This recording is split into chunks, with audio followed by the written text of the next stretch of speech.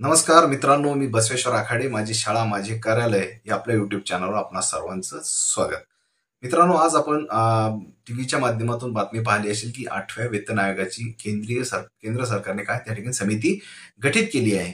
ही समिती गठीत होणं म्हणजेच मित्रांनो एक प्रकारे आयोगाच्या कार्याला त्या ठिकाणी सुरुवात झाली. समिती काय करते तर समिती हा जो एकंदरीत कर्मचाऱ्याच्या जो दैनंदिन जीवन आहे, त्याची शैक्षणिक पात्रता आहे, त्याला त्या ठिकाणी येणाऱ्या अडीअडचणी आहेत, त्याच्या सेवाविषयक ज्या काही लाभाच्या गोष्टी, या सर्व गोष्टींचा सारासार विचार त्या ठिकाणी करते. आणि आजचं काळ, जसं की आजचा काळ जर समजा या काळामध्ये तुमच्या दैनंदिन ज्या काही घडामोडी असतात, दैनंदिन जे व्यवहार असतात किंवा तुमच्या गरजा भागवण्याची जी पद्धत असते, याचा सारासार विचार करतात. आणि त्यानंतर मग त्या आयोगाच्या वेतनाची त्या ठिकाणी संरचना, विविध वेतन श्रेण्यांची संरचना त्या ठिकाणी होत असते. तर मित्रांनो बघा, या ठिकाणी जर आपण विचार केला तर बरेच जण म्हणायचे की 8वा वेतन आयोग हा मिळत नाही. परंतु माझी शाळा माझे कार्यालय आपल्या युट्यूब चॅनलवर मी मागे एक व्हिडिओ दिला होता की 8व्या वेतन आयोगाची शक्यता दाट आहे.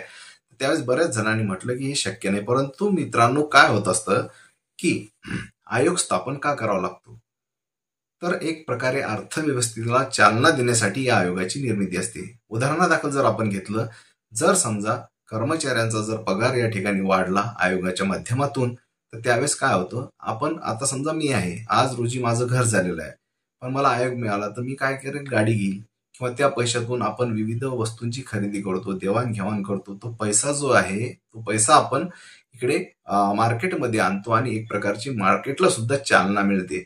म्हणजे नुसतं एखाद्या कर्मचाऱ्याचा पगार वाढवून देणे हा एवढा हिशेब शासनाचा नसतो किंवा एवढा हेतू नसतो. तर यामागे पैशाची निर्मिती, अर्थशास्त्रीय कारणं बरेच असतात. त्यामुळे चला, हरकत नाही, एकंदरीत शासनाने हा या ठिकाणी निर्णय केंद्र सरकारने घेतला. उद्या महाराष्ट्र शासन सुद्धा हा निर्णय या ठिकाणी घेणारच आहे. आता आयोगाची एकंदरीत मांडणी कशी असू शकते, तर बघा, आयोगाचा जर मुख्य गाभा जो असेल किंवा मुख्य जो आपल्या वेतनामध्ये जो फरक पाडणारा घटक असेल, तर तो असतो मित्रांनो फिटमेंट फॅक्टर. हा फिटमेंट फॅक्टर जर आपण गत या ठिकाणी 7व्या वेतन आयोगाने पाहिला तर त्याचा फिटमेंट फॅक्टर होता 2.57 एवढा. आणि 2.57 आता तर मग 8व्या वेतन आयोगाचा किती असू शकतो, तर मित्रांनो शक्यता आहे. हे बघा, आपण या शक्यता वर्तवतोय, एकदम हमी घेत नाही. जसं आयोगाचं एक त्या ठिकाणी स्थापना होईल, जशी माहिती येईल त्या पद्धतीनं प्रत्येक गोष्ट तुमच्यापर्यंत पोहोचवायची जबाबदारी माझी असणार आहे. तर बघा, यावेळेस जर आपण विचार केला एक अंदाज त्या ठिकाणी, तर जवळपास 3.68 एवढा फिटमेंट फॅक्टर असायला पाहिजे. मग या फिटमेंट फॅक्टरचा प्रभाव कसा होतो, तर मित्रांनो बघा, ज्यावेळेस आयोगाचं त्या ठिकाणी आपल्याला लागू होतो, तो लागू होणारा आयोग कधी असणार आहे, जानेवारी 2026ला.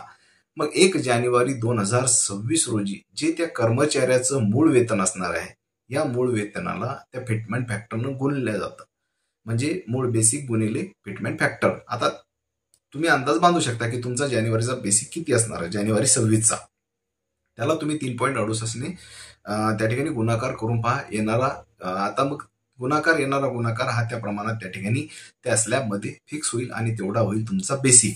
आला प्रश्न मित्रांनो, अनुषंगिक बाबीमध्ये HRA, वाहन भत्ता आणि महागाई भत्ता याचा सुद्धा एक प्रकारचा स्लॅब त्यावेळेस देण्यात येईल आणि त्यानुसार आपल्याला ते वेतन असणार आहे. या संभाव्य शक्यता आपण या ठिकाणी बोलत आहोत.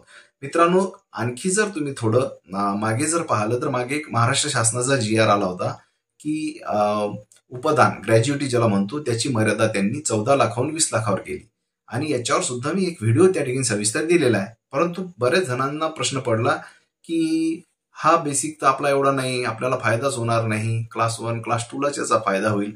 पण मित्रांनो बघा, प्रत्येक गोष्ट ही काय म्हणता येईल, महत्वाची असते आणि फायद्याचीच असते. आज जर समजा 8वा वेतन आयोग लागला तर निश्चितच 20 लाख जी मर्यादा झाली, तर या मर्यादेची ग्रॅज्युटी घेणारी मंडळी सुद्धा आता त्या ठिकाणी पात्र या ठिकाणी होतील. म्हणजे त्या GRचाही फायदा या ठिकाणी अनुषंगिक आपल्याला होऊ शकतो. ही होती मित्रांनो अपडेट 8वा वेतन आयोग लागू होण्याची. नक्कीच आता समिती गठीत झाली, ती निर्णय घेत राहतील, त्याचं प्रत्येक अपडेट आपल्यापर्यंत पोहोचणारच आहे.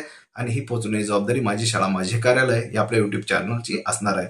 मित्रांनो, असेच नवनवीन माहितीचे व्हिडिओ पाहण्यासाठी जर चॅनलला तुम्ही सबस्क्राईब केलं नसेल तर सबस्क्राईब करा, व्हिडिओला लाईक करा व शेअर करायला विसरू नका.